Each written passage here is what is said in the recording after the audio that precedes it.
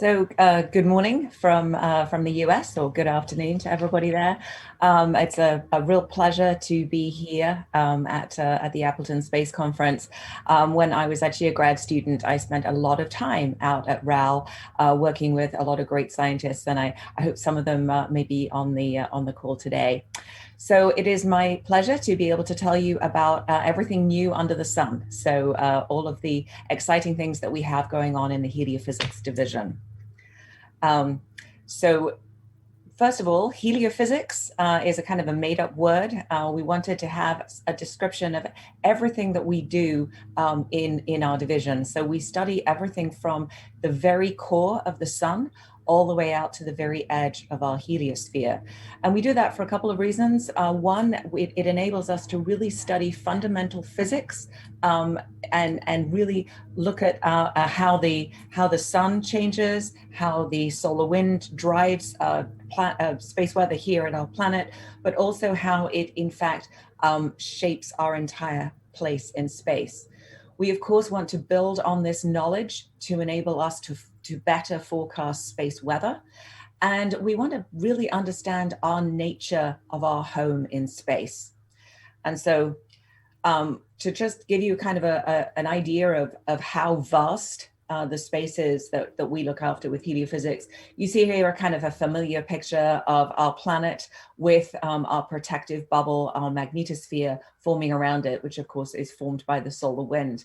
If we take a dive in and look down over the poles of our star, which of course Solar Orbiter will soon be giving us our first up close views, but you can see that solar wind there spiraling out, moving away from the sun, bathing all of the planets, and indeed taking us all the way to the very edge of our heliosphere, where it forms a protective bubble for our solar system as we rotate around the Milky Way. And so the solar wind protecting us from all the vagaries of interstellar space. And so we in heliophysics, we study the sun, the Earth, and everything in between, all the way out to the very edge of the heliosphere. And the way we do that is with our Heliophysics System Observatory, or as I like to refer to it, our baby picture. So this is our kind of brag chart. This is all of the missions that we have in all of those really key locations. So Parker Solar Probe, up close and personal, flying through the corona on each of those perihelion passes. Solar Orbiter newly launched in February. I'm very happy to have Solar Orbiter up, launched obviously right before we had a shutdown for COVID. And so very happy that Solar Orbiter up, all of the data and the first light images, and a wonderful press release even this week of all of the exciting things coming up from Solar Orbiter. Many other missions looking at the sun, including SOHO, Stereo, SDO, and then looking at all of the missions in our magnetosphere, ionosphere system, and then all the way to the edge with our Voyagers that are out in interstellar space, and of course IBEX there that is actually imaging that fragile boundary between the solar wind and interstellar space. So I'll just give you some of the highlights that we've had in the Heliophysics division in 2020. So of course, I just mentioned Solar Orbiter launching back in February, will be the first mission to send back images of the sun's poles.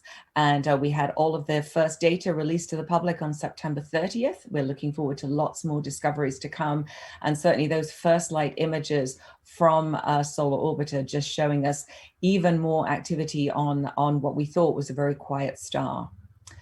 Hermes is one of the investigations that was chosen to fly on the Gateway. So that is the new lunar gateway that will be launching in support of the Artemis mission as we send the first woman and the next man back to the moon. Hermes will measure low energy radiation and of course improve our ability to forecast space weather. Also on Gateway, we are delighted that we have a kind of sister package, Ursa, that is coming from ESA, that is also focused on radiation. And just fun fact, if you don't know, Hermes and Ursa are both half siblings of Apollo and Artemis. So nice little tie in there. Parker Solar Probe completed perihelion 4, 5, and 6. And the closest distance that she came to the sun this time was 8.4 million miles away from the sun's surface. So she still has a long way to go. Her final perihelion pass will be at 3.9 million miles. But right now we're about 8 centimeters from the sun if the sun and Earth were a meter apart. In July, we had a great gravity assist past Venus. It was actually a pretty unique one. The spacecraft was on her way out, so on the outbound pass, which meant that our imager, the Whisper imager, was able to take images of Venus as we went past. And also Venus was visible in the morning sky. And so we had great support from a number of our astrophysics observatories that turned on to observe Venus and help us search for Venusian aurora from the ground. So very, very cool kind of astro and helio getting together to help planetary out. So really gave us a unique opportunity to look at the interaction between Venus and the solar wind also.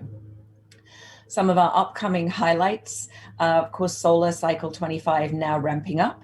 Solar minimum was officially declared in December of 2019, and we are looking forward to seeing space weather increase both in frequency and intensity. And in fact, this week even, we saw the biggest flare that the sun has had in the last 3 years, and Parker Solar Probe was perfectly located to see a close view of that flare. So obviously we don't have real-time data from Parker, but we're looking forward to when that data comes down, and we'll be able to do our first look at a dispersed or non-dispersed, let's see what we see in those particles coming from that flare. We launched ICON late in 19 after a series of delays due to the launch vehicle. We're very happy. We actually said that ICON should have been called ICANN, because no matter what happened, that team never gave up. And we were able to get ICON up at the end of 19. So together with GOLD, those two spacecraft look at the ionosphere thermosphere system, and in particular, the fragile boundary between where terrestrial weather forcing comes from below and that where it meets space weather from above, and that sort of interaction between those two weather systems being explored by GOLD and ICON.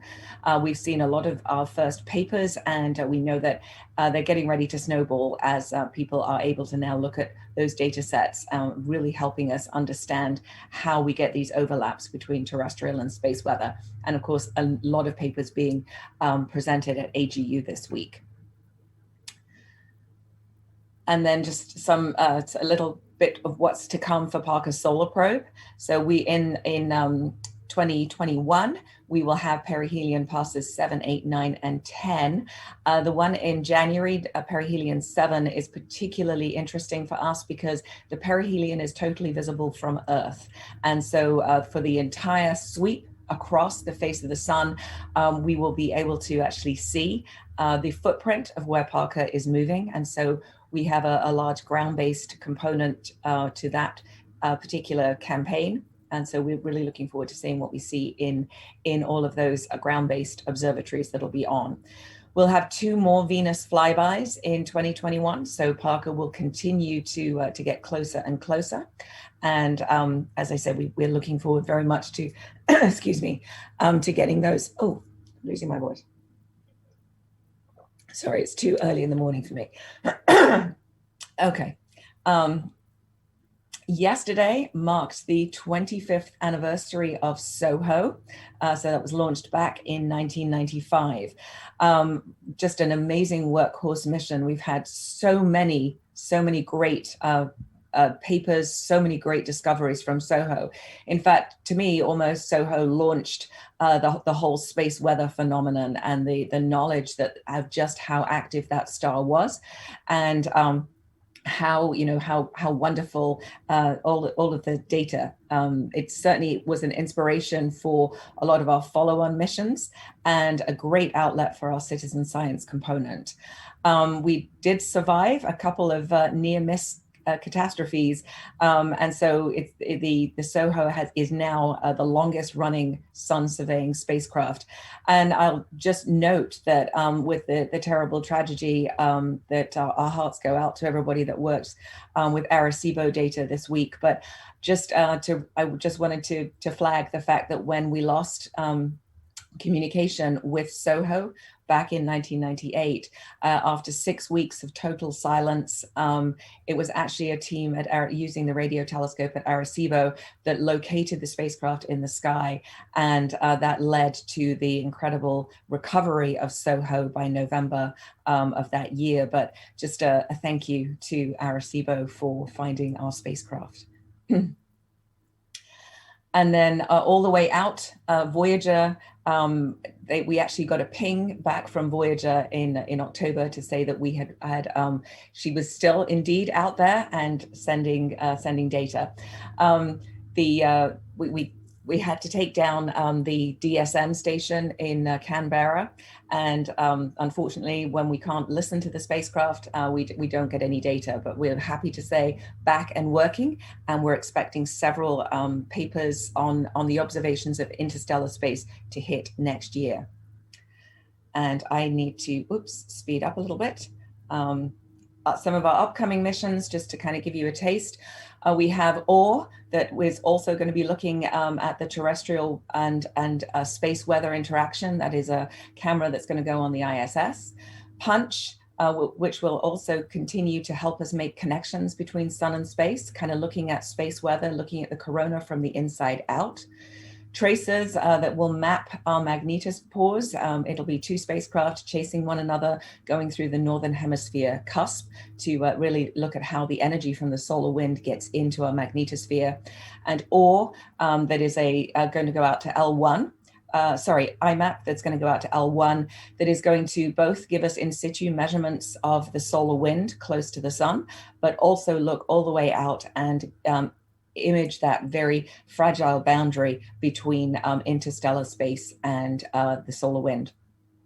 Sunrise is 6 CubeSats that will go out into the solar wind, spread out and work as one large radio telescope to study how the sun generates and releases these big space weather storms. Escapade is a mission going to Mars, 2 small spacecraft, one in the solar wind, one in the Martian atmosphere, that'll really help us do some comparative planetology as we look at how the Martian atmosphere compares to Earth's thermosphere.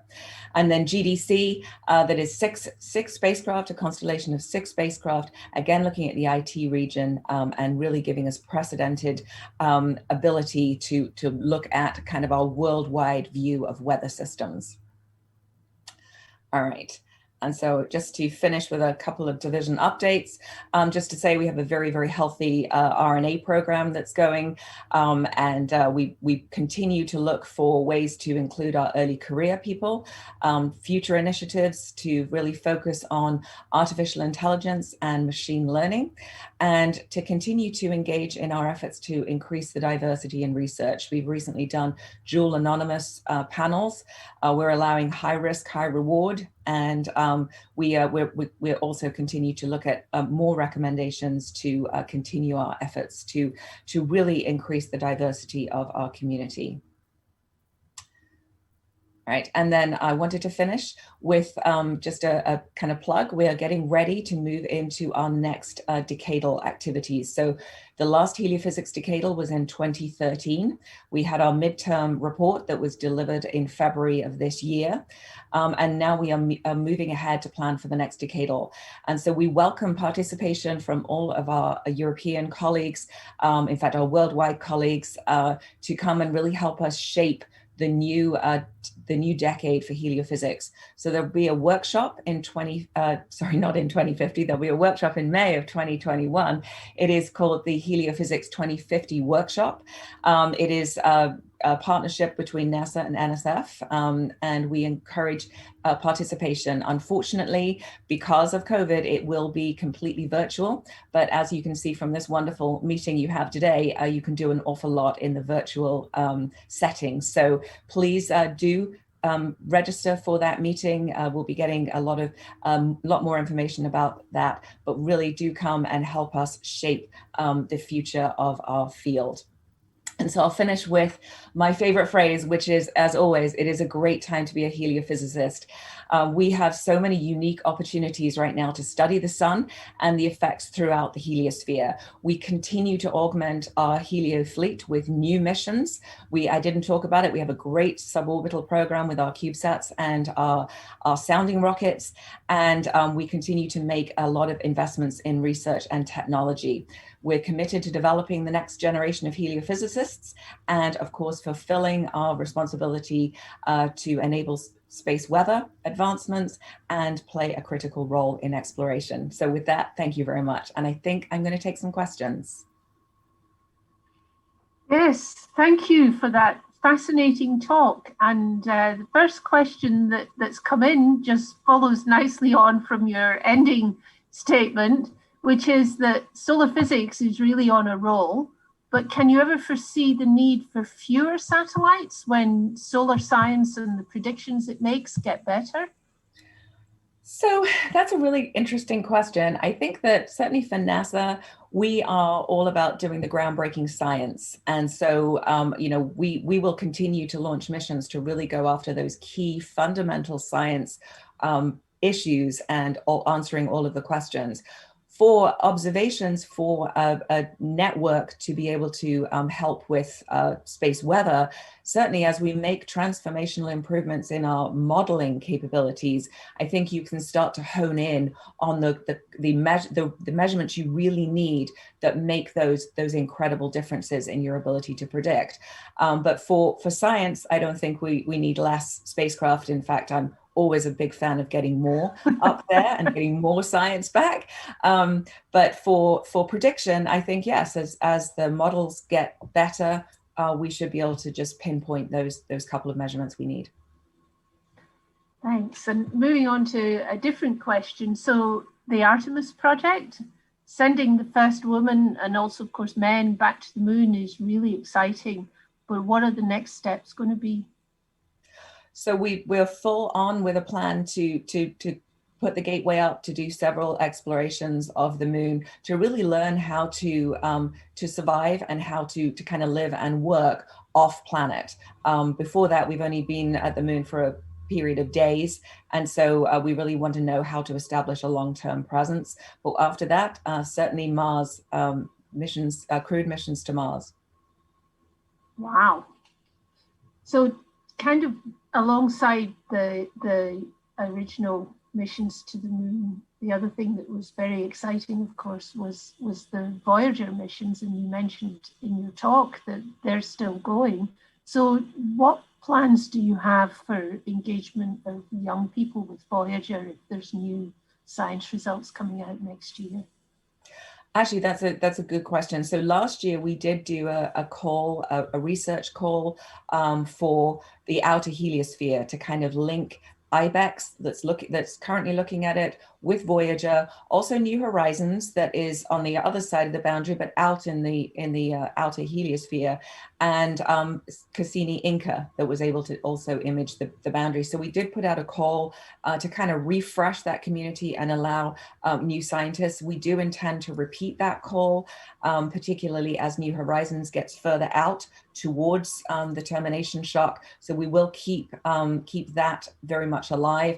We have open guest investigator calls all the time, and anyone can apply to those to use any one of our science data.